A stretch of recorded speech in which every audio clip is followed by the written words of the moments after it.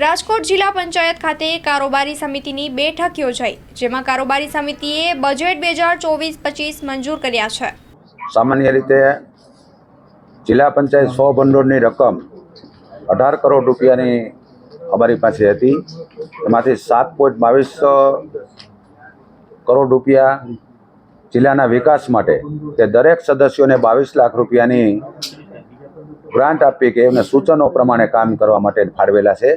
પછી અમારા જુદા જુદા તમામ શાખાની જે માનવીય સિંચાઈ વિભાગ હોય તેને 70 લાખ રૂપિયા ફાળવવામાં આવેલ છે। ICDSને 40 લાખ રૂપિયા ફાળવવામાં આવે છે। આરોગ્યને 40 લાખ રૂપિયા ફાળવવામાં આવેલા છે। બાંધકામને પણ 1 કરોડ રૂપિયા ફાળવવામાં આવેલા। એટલે જુદી જુદી જે અમારી શાખાઓને જરૂરિયાત મુજબ અમે ફાળવવામાં આવે। અને રાજ્ય સરકારનું અનુદાન 815 કરોડ રૂપિયાનું જે અમને મળે છે। એટલે આમ મળી 815 અને 15 કરોડ રૂપિયા અમારા, એટલે 830 કરોડ રૂપિયાનું આજે આ બજેટની અંદર બધી જોગવાઈ થયેલી છે।